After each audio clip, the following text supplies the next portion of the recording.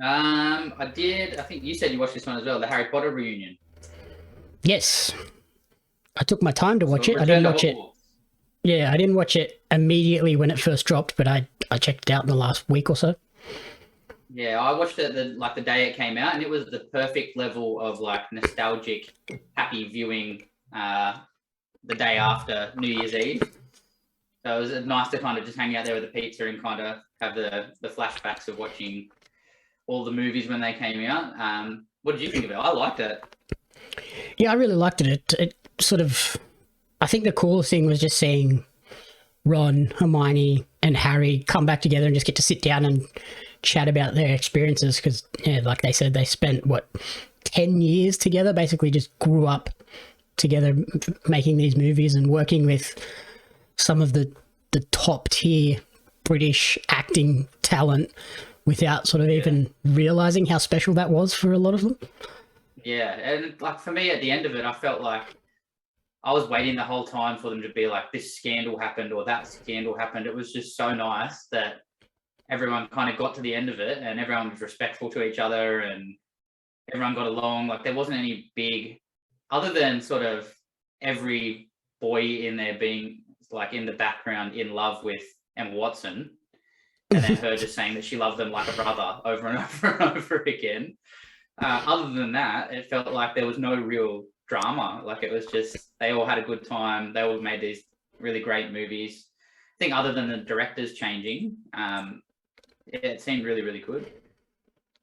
I did like that they brought the directors in to sort of talk about how they felt about coming into something that obviously had the first director had to follow up from the hype of the books, but then the next director had to follow up from, hey, those first three movies were awesome. Now I've got to carry it on, but give it my own spin. And then the same with the third director. I think it's probably good though, like the story, which is probably why I kind of faded away with the books as kind of a kid, and we grew up like 18 or whatever we were when the last one came out. But the books took a turn as well, so they needed to have that change. Like the first one was kind of really mysterious and like uplifting, and then it kind of got darker and darker as the time went on. So I guess it kind of worked out well in the end that they had different directors to take those turns a bit more sharp in the films, I guess, rather than kind of just slowly changing. They really had dark transitions. Yep. So yeah, and I really loved it. The reunion, going back to that, I really loved how they got them back into all the sets, and they were all sort of sitting in the common rooms or in the hall, and they were having those reunions within the places that kind of made them. So yeah, really good. The only kind of thing that came out of it for me is that Rupert Grint looks like he's had a super hard time compared to everybody else. For whatever reason, he just looked a bit weathered and like he was struggling a bit, but everyone else seemed to be just really upbeat about their time there and happy. And yeah, it was uplifting for me. Really good.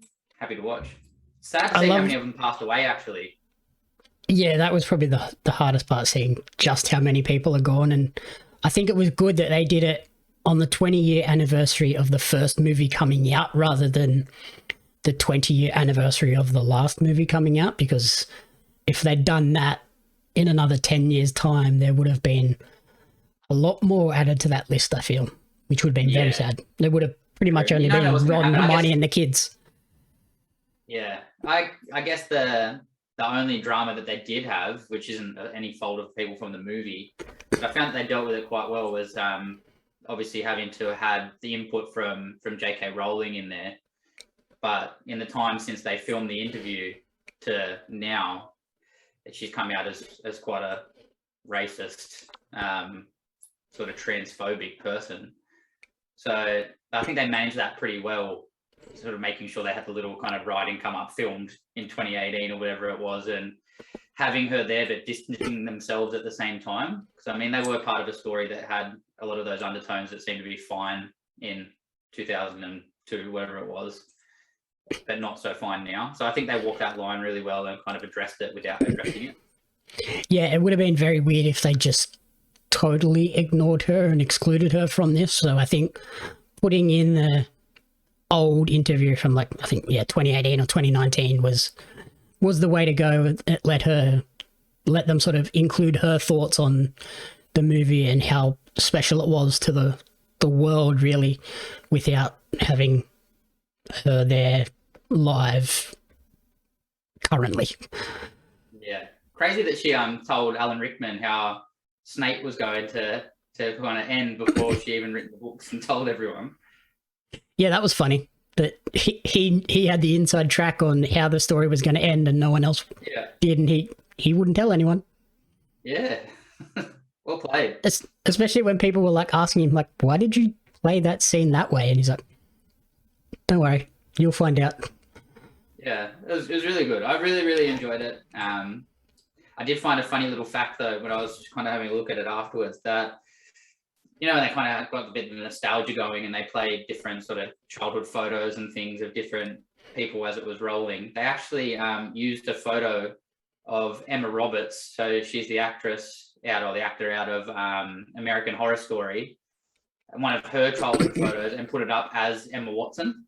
Mm-hmm. Yeah, I saw that as well. Yeah, and then they had to quickly try and take it back out afterwards, but everyone saw it. Yeah, that's funny. Like, good on you. How do you get that wrong? I know. Just ask Emma for her actual photo. Like, I'm sure they could have just rang Emma Watson and been like, "Hey, can we just get a childhood photo? Not just, let's just Google you and pick whatever photo pops up." Yeah. And good on Emma Watson is so well rounded as a human. Like, she's got a really strong head on her shoulders, and it's kind of nice to see that most of them have made it out relatively well. They haven't kind of fallen into that Macaulay Culkin Home Alone sort of a trap, where they've become just sort of a jaded childhood actor. And it was really nice to see even I've forgotten the name of the actor, but the guy that plays Draco in a Tom Felton. Yeah, and see him come out of it and actually have some new roles where he's not Draco and kind of make it out is really nice. Daniel Radcliffe's had the same. But yeah, I think Emma Watson, just in terms of her sort of personality and her, I guess, her activism behind the scenes, that she's very strong-willed, strong-minded, and a strong person, which is good to see that they've come out of it as better people rather than worse. Yeah, I think like she was the youngest of the main kids, but she feels like she's like the most mature now, and yeah, definitely. Like she's a megastar now. Like she's almost overtaken Daniel Radcliffe, I think. Yeah, and she at the start had no acting experience, didn't she? No. Yeah. Crazy. None at all. Just like, just gonna do this thing. Yeah. She did the character. I did like that she was. She talked about how she kind of had this big crush on Tom Felton, and he was just like, "No, you're like a little sister. You're that much younger than me. No." Yeah, you look at him now, though. I don't think he feels the same anymore. Yep, I'm pretty sure she'd probably still have quite a crush on him because he's not a bad looking bloke. And I laughed I really liked it. I laughed at Daniel Radcliffe, the note that he gave Helena Bonham Carter as well. Yeah, and she read it back. Yeah, I love Helena Bonham Carter. She plays those roles so perfectly. That was a perfect role for her, Bellatrix. Yeah, like I just laughed that she read it to him, and he basically was like, "If I was just a little bit older, I might have had a chance." Mate, what like she said that she actually got to have the part where she got to wave her wand, and it actually coincided with some of the special effects exploding, so it felt like she actually had done it. Yeah, she was the only one that got to have like it feel like she actually did some magic. Yeah, that would have been so crazy.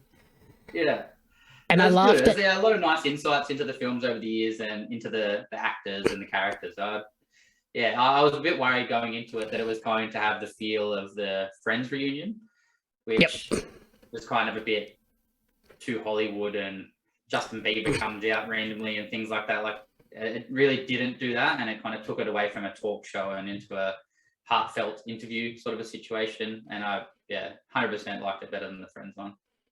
Yeah, I think that was the big standout. They didn't do sort of have a talk show host interviewing them. They just put the three main actors in a room and like chat about what you remember and how you felt it throughout the time filming. I loved them sort of reflecting on the big Ron and Hermione kiss scene as well, where they couldn't do it for so long. Yeah. And then Emma was like, right, the only way this is going to happen is if I just do this, and dove straight into it. Yeah. Yeah, it must have felt weird. Like, they must have spent so much time together over such a long period. So Yeah, crazy. Yeah. It was nice to see them at the end where they had just finished and they all kind of broke down and cried and hugged that they kind of made it to the end as well. Yeah, like that would have been such a weird feeling. Like they were little kids, and then all of a sudden they were like teenagers, and this is all they'd done for 10 years. Yeah. It was great though that they kind of got the movies out in that run where they could keep the same actors as the characters grew up. Like it just worked out really perfectly for the story that they didn't have to change out, not really, other than obviously a couple of people passing away or whatever. They didn't really have to change out many actors, so it kept that continuity and the kind of mystery there. So it was, yeah, I don't know. It's something that I still, if I have nothing else to watch, or if I feel like I'm just wanting something heartfelt or I need something nice to watch, I'll kind of go back through and do a Harry Potter marathon. So it was kind of nice to have that ending on top, that you see that in the background of it, that it was just as nice as it makes you feel watching the films. Yeah, it made me want to go back and rewatch the movies. Yeah, definitely. And like you said, I don't think those movies would have been as special if they changed actors partway through. Like there was a chance that Emma wasn't going to come back, which would have, like, I don't think the movies would have been anywhere near as special if we had one Harry for the first 2 or 3 movies and then a new Harry for the next 2. It would have just been like, But it's a credit to them that they stuck with it. Like it must have been really hard a lot of the time. And it was like Rupert Grint was saying, like he feels like, and it's probably where he had a hard time, that he feels like he lost the line of where he was Rupert and where he was Ron. And he became Ron almost. Yep. Yeah, it would have been so hard as such young kids.